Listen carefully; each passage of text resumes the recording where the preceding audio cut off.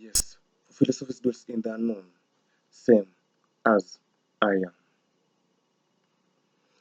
This is the land that we are living in, and into it, we get clarity. Nimechika pale general anaongea pale sana pale X, lakini sasa shida yeye anaongelelea akikuwa Canada. Ilibidi nimesoma vitabu zake kudiscover vitu nyingi. Kitabu yake ya kwanza, Peeling Back the Mask, A Quiet Quest for Justice in Kenya. Author Miguna Miguna, published 2012. Jina Political Memoir, Autobiography. Nimeka chini nikisoma hizo mavitabu ndo niangalie nini inapiganiwa sana na nini watu hawaipati. So the overview of the book. This book is both a personal memoir and a political expose. Miguna documents his life journey from childhood in Nyando, his legal education abroad, his rise in Kenyan political circles, and eventually his fallout with Raila Odinga and the Orange Democratic Movement. The title refers to his claim of revealing the truth hidden behind Kenya's political theater. The core themes of this book, corruption and betrayal. Miguna exposed the alleged hypocrisy and rot within ODM and Kenya's political elites. Justice versus loyalty. The tension between personal principles and loyalty to political leaders in a recurring theme. Identity and exile. As a Kenyan who lived and studied in Canada, Miguna explores his roles as both insider and outsider in Kenyan politics. This illusionment. The book reflects his growing frustration with the failure of Kenya's leadership to deliver reform after the 2007 post-election crisis. Controversies.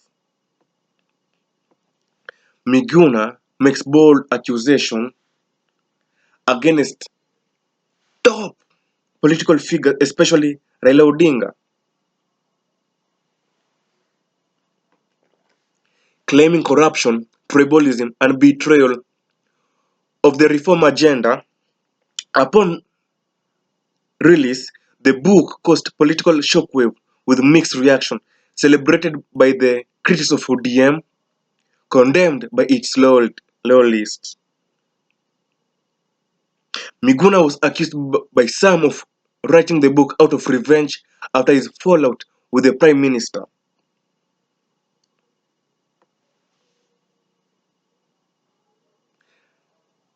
He's always assertive, blunt, and apologetic. This is Miguna. Mixes legal, political analysis, and personal anecdotes. Often sarcastic and confrontational, reflecting Miguna's public persona, the book. From it nilipata quote moja yenye inasema, the quote inasema, the truth, however bitter, must be told. Kenya cannot move forward if we continue sweeping the filth under the carpet. Why it matters, whether or not one agrees with Miguna, peeling back the mask is a rare first-hand account of Kenya post-2007 coalition politics. From a person who was on the inside, it sparked conversation on integrity, tribalism, and reform, all of which remain relevant. Justice as a personal mission. Miguna positioned himself as a crusader of truth, driven by a deep sense of justice rooted in his early experience of inequality and poverty in Nyando, his legal education in Canada, where rules of law and rights are upheld, a moral compass shaped by integrity over loyalty. He repeatedly declares his disillusionment with how Kenyan leaders betray justice for political expediency. Justice versus political hypocrisy. One of the core book arguments is that Kenya politics elites including those claiming reformist credential, often undermine justice.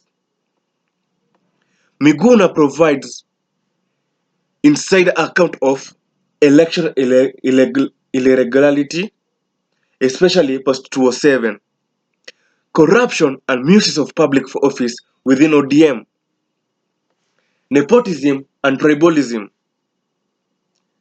and the silencing of dissent. His expose is framed not as revenge, but as a duty to peel back the mask, to reveal this injustice to the public.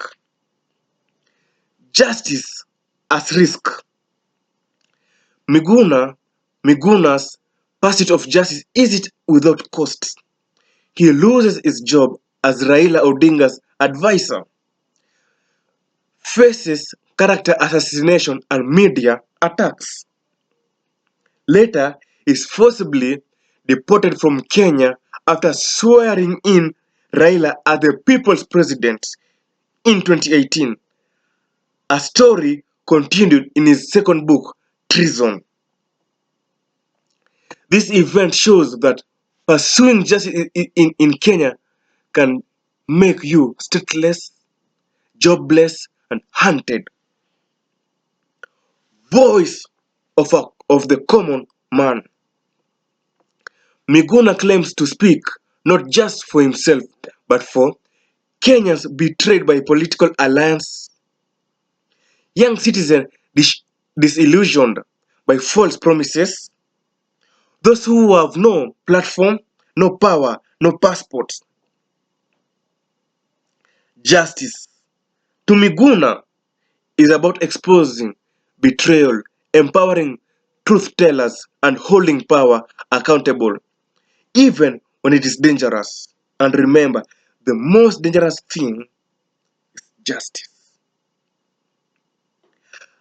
And to the criminals, the easiest case to escape is murder. Why? The moment there is no witness, there is no murder charge. My conclusion: justice is the mask they fear.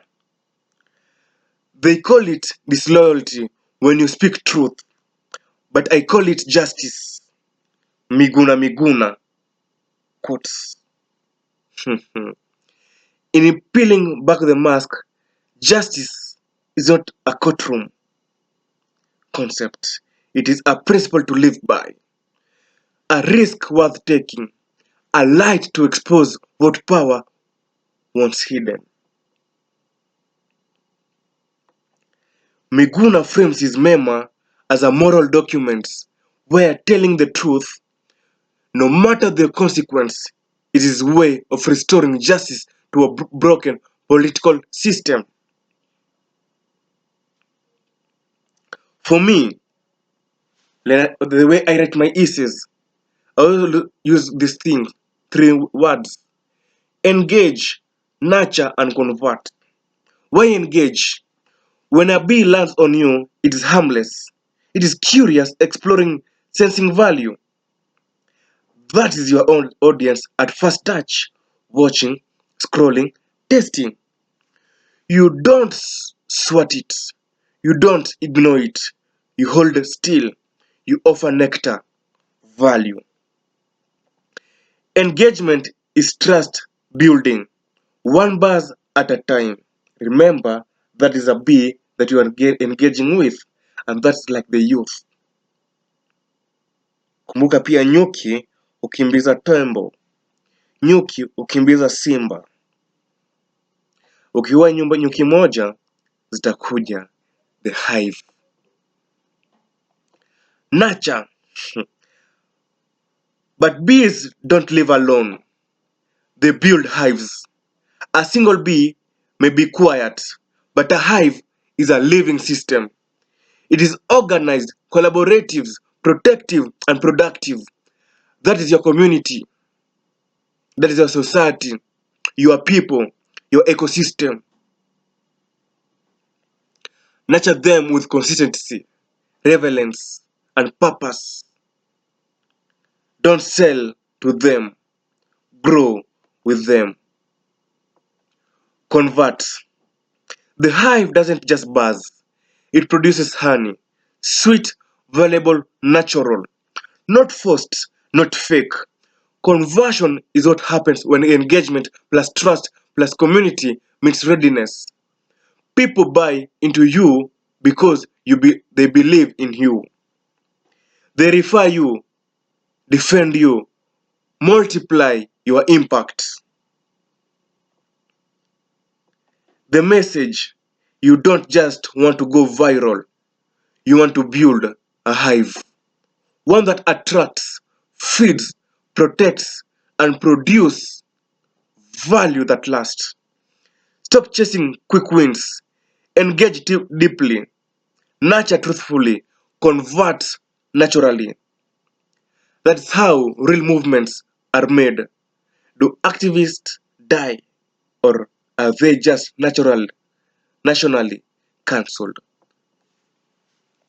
They say freedom as a prize, but no one told Boniface to carry receipts. No one warned Wangari that trees could outlive ministers. No one told us that whistleblowing is a Swahili for suicide by patriotism. Miguna peeled back the mask. They deported the face. He called out the tyrants. They called him insane, then made it policy. So, let me ask, do activists actually die, or do they just disappear into badly funded inquiries, cold case files, and suspicious car crashes? Right now, there is so much game going on of bullets. With the slogan wanasemanga, they read the book of Romeo and Juliet. Na mapenzi yao ilikata na shoka. Lakini sisi huku hivi East tunasikia shika huyo ni Morio na bullets. Maybe the revolution wasn't televised because the cameraman was on a payroll. In this land, when you speak truth to power, they either rename a road after you or find a road accident with no witnesses. Exile of truth. The rise, ruin, and rebellion of a reluctant insider.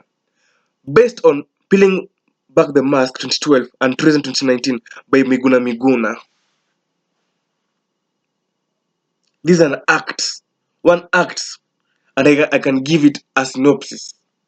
A structurized way I can elaborate in a short manner, like from the book. In a country where loyalty is currency and truth is treason, a sharp-tongued legal mind rises from the sugarcane field of Nyando to the political war rooms of Nairobi. Miguna Miguna, the Firebrand advisor turned self-exiled decider, takes us on a journey through the gut of Kenya's political system, a place where reform is a costume, a democracy wears a plastic mask. In Act 1, Peeling Back the Mask, Miguna Miguna joins Raila Odinga's camp, hopeful, idealistic, a legal warrior. He soon discovered the rot inside, tribalism, opportunism, and betrayal wrapped in reformist language. He blows the whistle. The Caesar respond, exile him, discredit him, burn the bridge. In Act 2, treason, years later, Miguna Miguna returns, still burning, still unfiltered. He swears in Raila as the people's president in 2018. A symbolic act that triggers his abduction, illegal detention, and deportation. Despite courts siding with him, the state crashes the law under its boots. His citizenship is erased, His body is dragged across borders, but his voice still sharp, still echoing. Unifying themes: justice versus power. The state does not fear crime, it fears truth. Loyalty versus integrity. The cost of truth is exile. The reward of loyalty is silence. Reform versus performance. Kenyan politics is not broken, it is scripted theater. Resistance versus betrayal. Even the liberators can become tyrants in suits. Exile as identity. You don't need to cross borders to be exiled. Speak the truth, and you are already gone. How can I close this thing? They didn't fear me because I was loud. They feared me because I had nothing left to lose and everything to write. Miguna Miguna. For philosophy dwells in the unknown, same as I am.